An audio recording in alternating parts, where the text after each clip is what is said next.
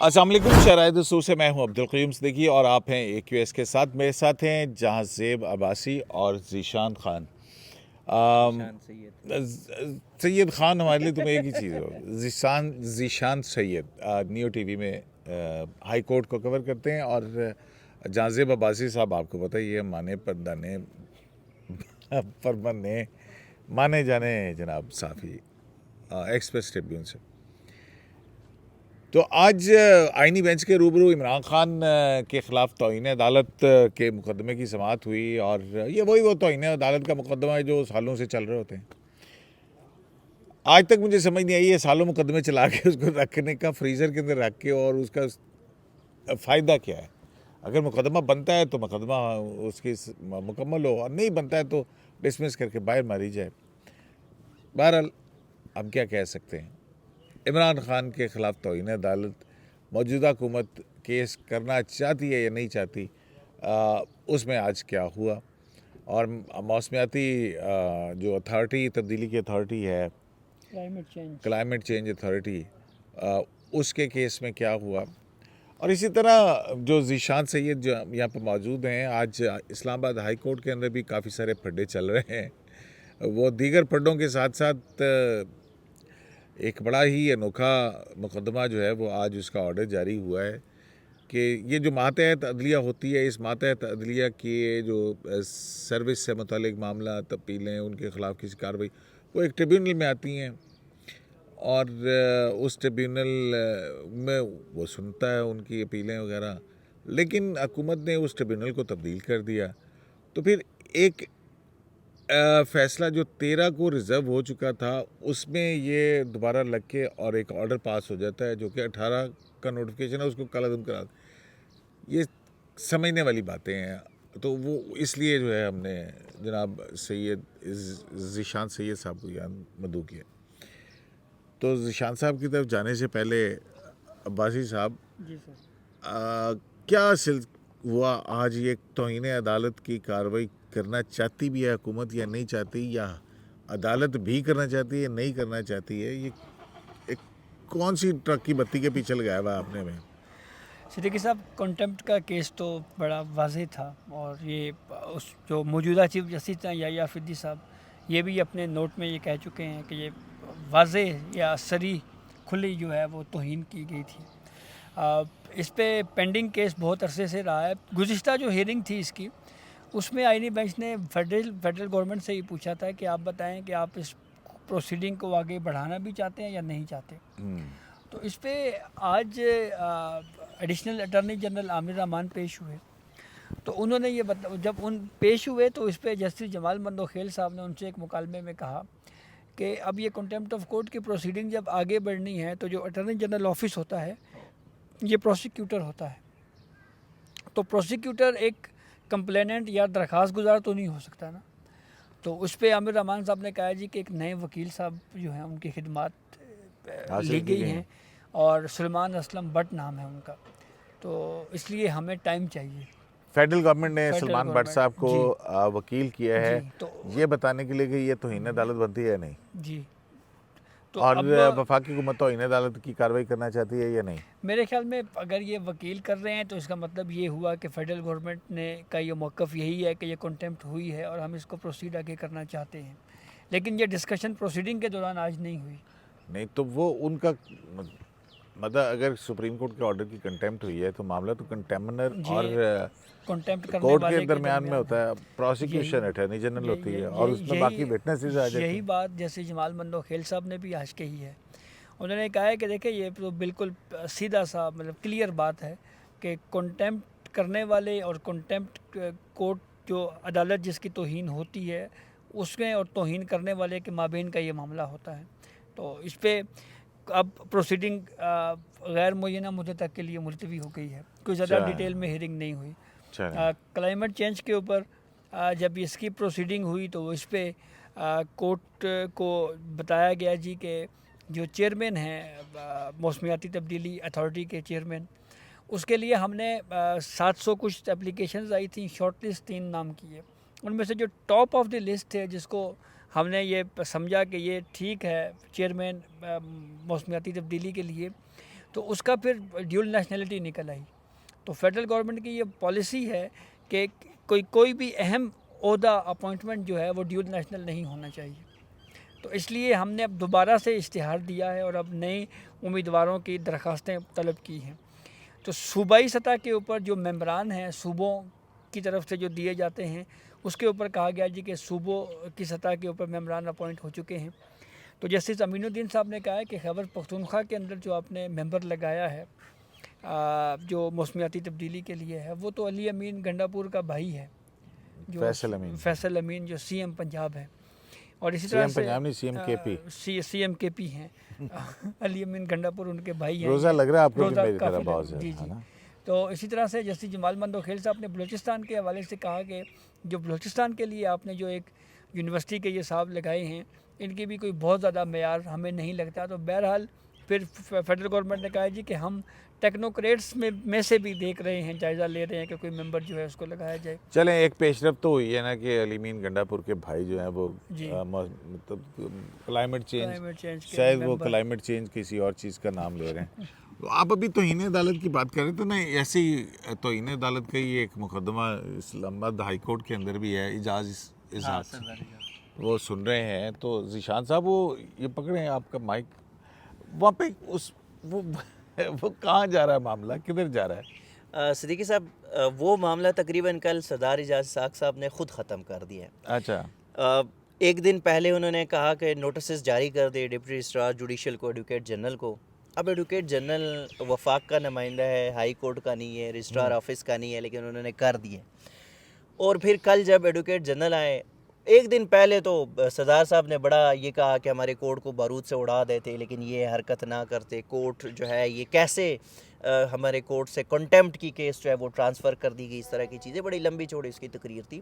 Advocate general اس کے تحت کر دی یہ کس قانون کے تحت کیا آپ نے. اب کل ایڈوکیٹ جنرل جب آئے تو انہوں نے لاہور ہائی کورٹ کے رولز جو ہے انہوں نے کہا کہ یہ میں ہارڈ فارم میں لے آیا ہوں, یہ میں کورٹ کو سبمٹ کرنا ہوں, اور کر بھی دیے. ساتھ ساتھ سردار صاحب نے یہ کہا کہ چونکہ یہ ساتھی جج نے ایسا اقدام اٹھایا, اگر یہ کوئی اور ہوتا تو یہ سیدھا کرمنل کنٹیمپٹ ہوتا, تو پھر ہم آگے دیکھتے. لیکن چونکہ ہم ساتھی ہے تو میں کسی اپنی ساتھی کے خلاف کوئی کنٹیمپٹ کا نوٹس نہیں کروں گا. آل دو یہ پبلک کے لیے اور ہمارے ساتھیوں کے لیے جو ہے وہ میں ایجوکیٹ کرنے کی, اپنے آپ کے لیے بھی ایجوکیٹ کرنے کی ایک کوشش ہے کہ ایسے کیسے ہو سکتا ہے. اب اس پہ 11 اپریل کی ڈیٹ ہے. اب کنٹیمپٹ کے اوپر جو ہے وہ ہائی کورٹ ایڈوکیٹ جنرل جو ہے وہ اپنا ڈیٹیل, اور یہ وہی کنٹیمپٹ ہے مشال کو جیل اتھارٹی سے ملنے دیا جائے. پھر وہ جیلر صاحب جو ہیں وہ سپرنٹینڈنٹ جیل, انہوں نے ایک پہ ڈالی کہ جناب یہ سارے مقدمے سنے ہیں, لارجر بینچ سنے. اصل میں اس میں ایک اور معاملہ ہے, ایک اور بھی معاملہ ہے مشال یوسف سے ہی. تو یہ پتہ نہیں کہ ایک جنرل آرڈر تھا اس کی امپلیمنٹیشن کی وجہ سے مشال یوسف زئی جو کہ وہ پی ٹی آئی نے ابھی کہہ دیا کہ وہ ہماری وکیل نہیں ہے, عمران خان نے خود کہا ہے. اچھا. اور ان کے ترجمان نیاز اللہ نیازی نے باقاعدہ میڈیا سٹیٹمنٹ دیا کہ وہ عمران خان کی وکیل نہیں ہے. لیکن یہ درخواست مشال یوسف زئی کی تھی, اس پہ عدالت نے جو ہے وہ آرڈر کیا تھا اور سبرڈنٹ نے یقین دہانی کروائی. لیکن جو مین چیز ہے اور سردار صاحب کو جس چیز کا وہ کہتے ہیں نا غصہ ہے, وہ ایک لا کلرک ہے. اسلام آباد ہائی کورٹ کے جسٹس سردار اعجاز اسحاق کی عدالت کی ایک لا کلرک کمیشن مقرر ہو گیا, اور عدالت نے اس لا کلرک کو کہا کہ آپ جائے عمران خان سے ملے اور یہ کوئی 4 سوالات ان کو سامنے رکھے اور یہ ان کے جوابات لے آئے ہائی کورٹ. وہ جو کمیشن تھا وہ سکینہ بنگش ان کا نام ہے لا کلرک کی, وہ گئی اور اڈیالہ جیل میں وہ تقریباً 3-3.5 گھنٹے ان کو انتظار کروایا اور ملاقات نہیں کرائی. اور اس کا دبی الفاظ میں سردار صاحب نے کہہ بھی دیا کہ اگر 1 منٹ کی ملاقات کرا دیتے تو کیا ہوتا. اب پہلی بات یہ کہ لا کلرک کو کس کھاتے میں آپ کمیشن کا سربراہ بنا دیتے, اگر کرنا بھی ہے تو کسی نیوٹرل پرسنالٹی کو کریں. لا کلرک کی تو نہیں باتیں, لیکن سردار صاحب نے کہا. تو وہ جو کنٹیمپٹ کا نوٹس ہے یا اس میں جو مجھے فردر پروسیڈنگ ہے, آل دو کہ کل اس پہ لارجر بینچ بھی بن گیا ہے, وہ تمام کیسز ایک جا بھی ہو گئے, وہ مشال والا کنٹیمپٹ بھی یہاں سے چلا جا چکا ہے. لیکن اور اس پہ جسٹس سردار اعجاز اسحاق نے ایڈوکیٹ جنرل کو بتایا کہ سر آپ جائیں لارجر بینچ انجوائے کریں, آپ وہاں پہ ارگو کریں, لیکن میرے کچھ سوالات ہیں اور آپ نے نیکسٹ جب بھی آنا ہے میرے سامنے تو آپ نے ان سوالات کا جواب دینا ہے کہ لارجر بینچ نے یا چیف جسٹس نے کس قانون کے تحت بغیر جج کے کنسنٹ کے چینج کیا, ٹرانسفر کیا کیس. دوسرا یہ کہ اگر ٹرانسفر کیا جو سی ایم, یہ اصل میں اڈیالہ سبرڈن کے سی ایم کے اوپر یہ سارا کچھ ہو گیا, تو سی ایم کے اوپر کس کو نوٹسز کیے, کس کس کو سنا ہے. یعنی کہ ایک جج جو ہے وہ اپنے چیف جسٹس کو کہہ رہا ہے کہ آپ نے یہ کام کیسے کیا, کیوں کیا, آپ مجھے جواب دیں, اور پھر خود کہتا ہے کہ نہیں جج جو ہے وہ کسی اور کو جواب دے نہیں, وہ پبلک کو جواب دیں. تو اس کانٹیمپٹ کا مجھے کوئی مستقبل نظر نہیں آ رہا. انہوں نے خود کلیئر کر بھی دیا کہ میں کسی کے خلاف کوئی کارروائی نہیں کروں گا. اب ایجوکیٹ کرنے کا وہ اپنے آپ کو ایجوکیٹ کرے, پبلک کو کرے یا چیف جسٹس صاحب کو کرے. پبلک کو جواب دے کیسے ہے؟ وہ کہہ رہے کہ جج پبلک کو جواب دے. کیسے؟ اب یہ تو سردار صاحب ہی کلیئر بتائیں گے. آئین اور قانون کو جواب دینی ہے, اگر پبلک جواب دے سپریم جوڈیشل کونسل کو, اگر پبلک کو جواب دے تو پھر فیصلے جو ہے وہ آئین و قانون کے اس میں آنے چاہیے. اچھا باجی صاحب, یہ تو بڑی کنٹیمپٹ ابھی اس کیس کو دیکھا جائے اس میں بڑی مزے کی چیزیں ہیں کہ مقدمہ کیا کسی جج سے لیا جا سکتا ہے, اور اگر لیا جا سکتا ہے تو کون سے اختیارات پہ لیا جا سکتا ہے, اس کا عدلیہ کی آزادی پہ کیا فرق پڑے گا. منصور علی شاہ صاحب کی بھی یہ شکایت تھی, مجھ سے مقدمہ لے لیا. لیگلی اور قانونی طور پر اس کی صورتحال کچھ اور ہوتی ہے. ابھی جو مطلب اگر دیکھا جائے کہ کیا حیرت کی بات ہے, یہ رول کا ذکر ہو رہا ہے کہ اسلام آباد ہائی کورٹ کے رولز موجود نہیں ہیں. اسلام آباد ہائی کورٹ 2010 میں بنی تھی, 2008 میں 9 میں, ہاں ٹھیک ہے, اور پھر 10 میں واپس 17 سے 18 سال ہونے کو آئے ہیں اسلام آباد ہائی کورٹ کے وجود کو. جب دوبارہ پہلے تو مشرف صاحب نے بنائی تھی, پھر 18ویں ترمیم کے بعد میرا خیال اس کو بنایا گیا نا زرداری صاحب نے. ہاں زرداری صاحب نے نہیں, پارلیمنٹ نے بنایا نا, آئین کے تحت ترمیم کی گئی تھی نا اس میں اسلام آباد ہائی کورٹ کے اندر. تو 2010 اپریل 2010 18ویں ترمیم جو ہے 10 اپریل 2010 کو آئی تھی میرے خیال. تو اس کے بعد سے ہے 17 سال ہو گئے ہیں, یا چلیں 16 سال ہو گئے ہوں گے, اور اس ہماری ہائی کورٹ کے اندر کوئی رولز ہی نہیں. اور یہ ججز اب کہہ رہے کہ ہماری رولز نہیں ہیں, جو ججز کہہ رہے کہ ہماری رولز نہیں ہیں وہ یہ کہ مجھے بات سمجھ نہیں آئی. اچھا نہیں ہے تو کوئی دوسری ہائی کورٹ کے اڈاپٹ کر لیتے, آپ بنانے نہیں ہے. آپ اس کے اوپر بھی پھڈا ہے کہ فل کورٹ بیٹھے گی تو پھر رولز بنیں گے. یہ بات درست ہے کہ یہ رولز جو ہے وہ پہلے کیوں نہیں بنائے گئے, اور فوری طور کے اوپر اس کے رولز جب تک نئے رولز نہیں بنتے ہیں تو آپ کسی ہائی کورٹ کے رولز اڈاپٹ کر لیں, آپ وہاں سے لے سکتے ہیں آپ.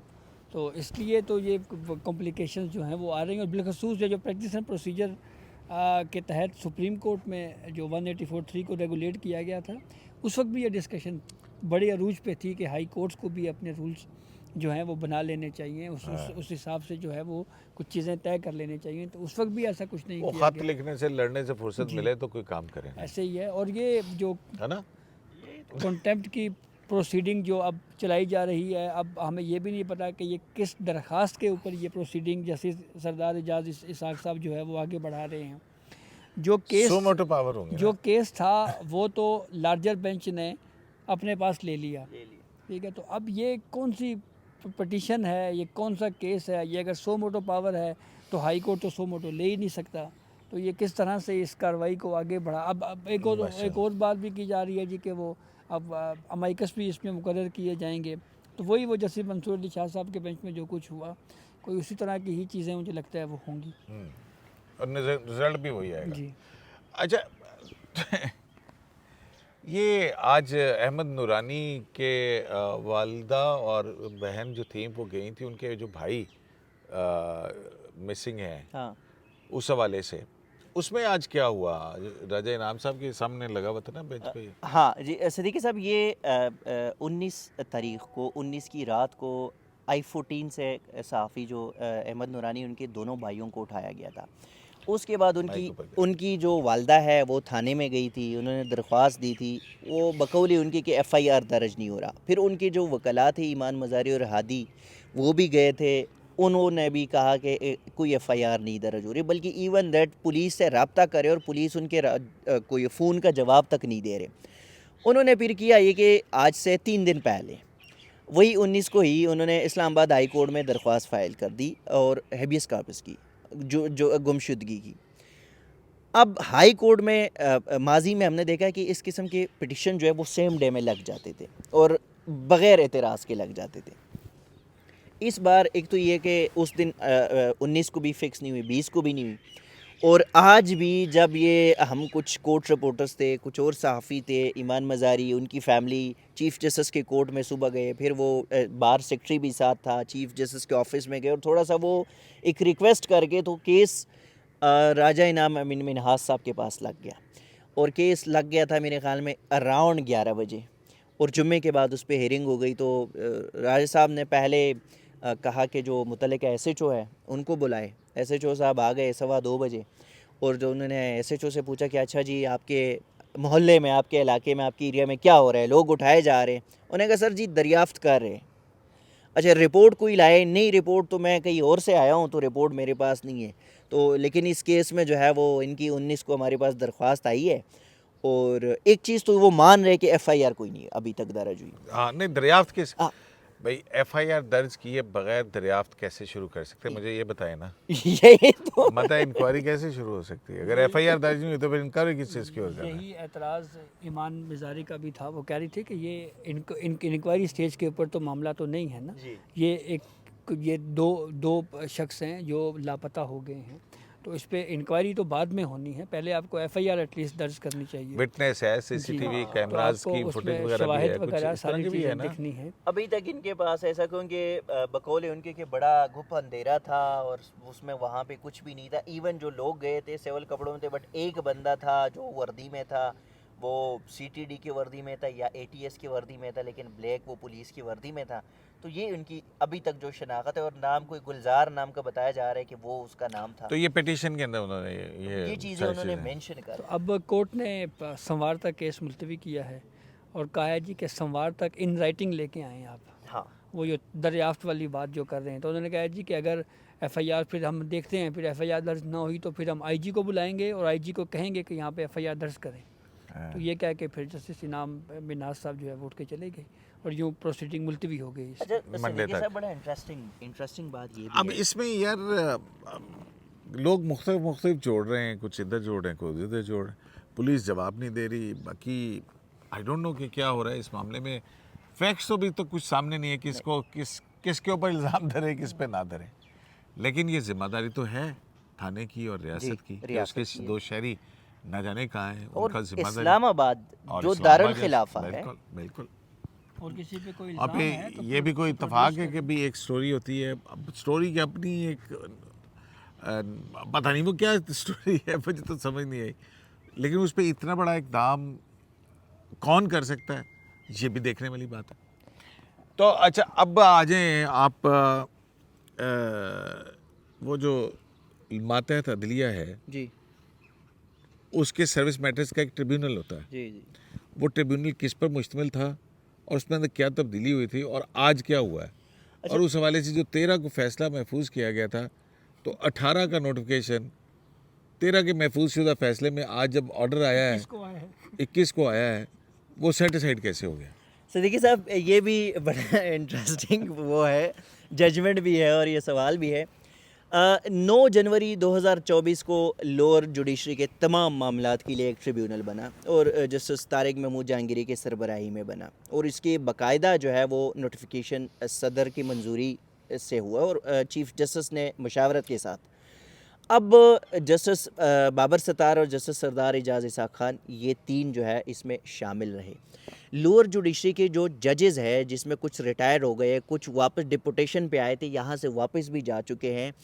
پہلے جب لگے تھے یہ 11 اپیلیں فکس ہوئی تھی, پھر اس پہ ڈائریکشن یہ آئی تھی لارجر بینچ کی جانب سے کہ یہ سارے کلب کرے, پھر یہ تقریباً 35 اپیلیں کلب ہو گئی, اور یہ 2016 سے لے کے 2023 تک 2024 تک یہ اپیلیں تھی, اور ججز کی اپیلیں تھی, جس میں گڈ بک کی ہے, جس میں رپورٹ کی ہے, جس میں سروس میٹر کی ہے, جس میں وہ جو الاؤنسز ہوتے ہیں, مراعات ہوتے ہیں, ان تمام چیزوں کی تھی, اور ایک جج کی 3 اپیلیں بھی تھیں. تو اس پہ جو پرانا لارجر بینچ تھا, جو ججز ٹریبیونل تھا جسٹس جہانگیری صاحب کی سربراہی میں, انہوں نے جو محمد شبیر ہے جج ہے اس کے کیس پر یہ تمام کلب تھے اور انہوں نے یہ 13 تاریخ کو یعنی کہ 13 مارچ کو ججمنٹ ریزرو کرائی تھی. اب اس کے بعد اور اس میں ٹریبونل کو ایڈ کرے تھے طارق جہانگیری صاحب اور جسٹس بابر ستار اور جسٹس سردار اعجاز ان کے ساتھ ممبران تھے. ٹھیک.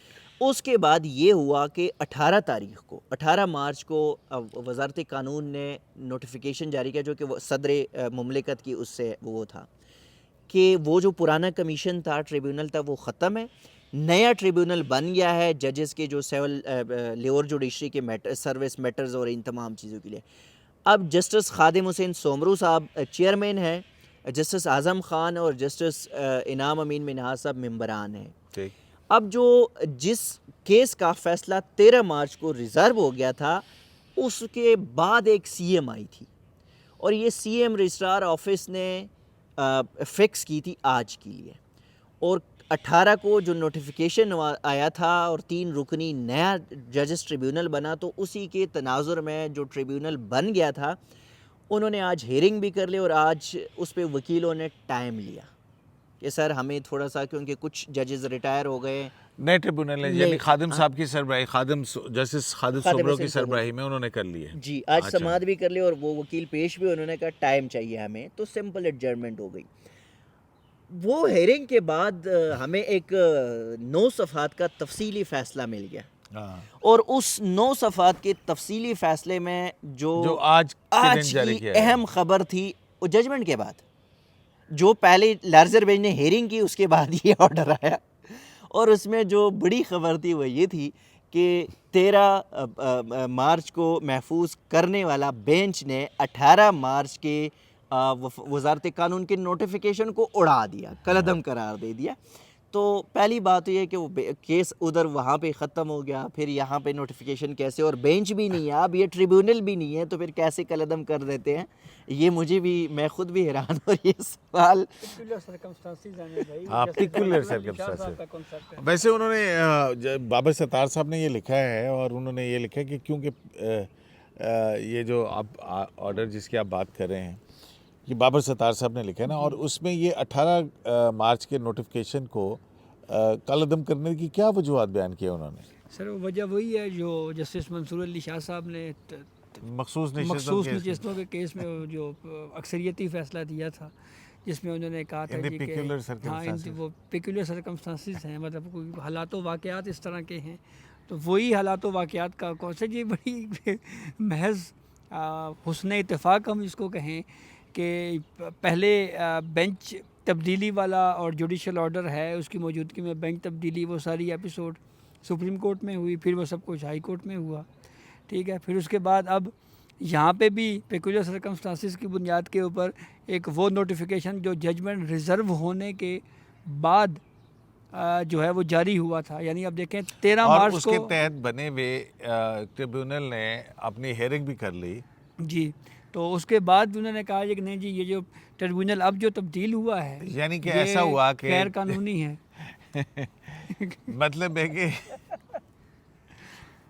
13 کو فیصلہ محفوظ ہوا, 18 کو نیا نوٹیفیکیشن آیا, اور پھر 21 کو جو ہے وہ اس نئے نوٹیفیکیشن کے تحت نئے سروس ٹریبیونل نے اس سی ایم کی ہیرنگ کر لی, اور جو 13 کا جو آرڈر محفوظ ہوا تھا اس کو طارق جہانگیری صاحب کے بینچ نے محفوظ کیا تھا, اس کا بابر ستار صاحب نے 21 مارچ کو جو آرڈر جاری کیا اس میں وہ نوٹیفیکیشن کالعدم قرار دے دیا جس کے تحت انہوں نے ہیرنگ کی تھی, تو جو کہ آرگو ہی نہیں ہوا تھا, وہ چیلنج بھی نہیں ہوا تھا ان کے سامنے. تو اس کا مطلب ہے کہ اس 3 رکنی بینچ نے اپنے حق میں خود فیصلہ دے دیا, مطلب جہانگیری صاحب, بابر ستار صاحب اور اعجاز اسحاق صاحب جو ہے. اس ویلاگ سے پہلے ہم یہی ڈسکس کر رہے تھے کہ ججز نے اپنی لیے خود کہا ہم نہیں مانتے, اپنے لیے انصاف ہاں اپنی لیے انصاف کیا, اور انہوں نے کہا کہ بھائی ہم نہیں جائیں گے یہاں سے. ایسی کون سی چیز ہے ماتحت عدلیہ کے معاملات کو سننے کے لیے, بھئی آپ نے سنا آپ نہ سنا, آپ سنیں نہ سنیں, آپ نے جہاں تک سنا تھا آپ اس کا آرڈر جاری کر دیں. لیکن نئے ٹریبیونل کا آرڈر جو کہ جس کی ہیرنگ بھی نہیں ہوئی, ریزرو ججمنٹ آتی ہے تو اس کے اندر وہ کالعدم ہوا ہوتا ہے. یہ سارے کارنامے اسلام آباد ہائی کورٹ ہی کر سکتی ہے. یہ بالکل سیم ایسے ہے کہ جب جسٹس منصور علی شاہ صاحب تمام کیسز آئینی بینچ کو بھیج رہے تھے نا, اور پھر آخر میں وہ ٹیکس میٹر والے کیس پہ جب وکیل نے کہا یہ نہیں ہو, اس نے کہا نہیں میں ہی سنوں گا. اچھا, جب باقی کمیٹیوں کے ہائی کورٹ کی جتنی بھی کمیٹیاں تھے, ڈپارٹمنٹل تھے یا انتظامیہ کے تھی یا کوئی بھی کمیٹی, ان تمام سے یہ سارے آؤٹ ہو چکے ہیں, اور اس پہ کبھی انہوں نے کچھ بھی نہیں کہا کہ ہمیں کیوں آؤٹ کیا. ایک خط لکھا گیا تھا وہ بھی ان کمیٹیوں کے حوالے سے, اور جسٹس سمن رفعت امتیاز نے لکھا تھا قائم مقام چیف جسٹس کو, جب جسٹس بابر ستار نے کرپشن کے حوالے سے اپنی سیکٹری کے ذریعے خط لکھوایا, تو اس کے ساتھ ہی جسٹس سمن رفعت امتیاز نے یہ کمیٹیوں کے معاملے سے ایک خط لکھا تھا جو ابھی تک منظر عام پہ نہیں آیا, کہ یہ جو ہے نا اس کے لیے فل کورٹ ہونا چاہیے, رولز بننے چاہیے, کمیٹیاں ایسی نہیں ہونی چاہیے یہ. لیکن اس طرح کہ بھائی وہ کمیٹی جو ہے وہ آرڈر پہلے ہے, ہو گیا ہے, آپ کا بینچ ہی ختم ہو گیا ہے, ٹریبیونل ہی ختم ہے, اور اس کے بعد فیصلہ نہیں میں نہیں مان رہا, تو پھر عدالت. تو یہ دیکھنا پڑے گا نا اپنا ذیشان سید صاحب اور جہاں عباسی صاحب کہ آخر لارڈ جوڈیشری کے اندر ایسا کیا ہے کہ جس کے سروس وغیرہ کے میٹرز جو ہیں اس کو سننے کے لیے جو ہے وہ اتنی بےتابی ہوتی ہے. صدیقی صاحب اس کو اب ہم کریں گے انشاءاللہ, ٹھیک ہو گیا, اس کے اوپر نظر رکھیں گے نا کہ ایسی کون سی چیز ہے کہ سمجھدار آدمی سے پوچھ دیں. ذیشان صاحب آپ کا بہت شکریہ, اور جہاں عباسی صاحب آپ کا بہت شکریہ. میں ایک کمنٹ آخر میں یہ ضرور کرنا چاہوں گا کہ آپ کے بہت سارے دیکھنے والے جو ہے وہ کمنٹ کر کے یہ پوچھ رہے تھے کہ قیوم صدیقی صاحب کدھر ہیں, ان کا ویلاگ نہیں آ رہا. تو صدیقی صاحب آگے ہیں جناب, تو یہ اب ان کا ویلاگ, اور ڈالر آنا کم ہو گئے. نہیں وہ ایک پرسنل سا معاملہ ہے, بس اس میں وہ اللہ تعالیٰ ٹھیک کرے گا ساری چیز. شرائط دستور سے AQS لائیو سے عبدالکریم صدیقی کو اجازت دیجیے.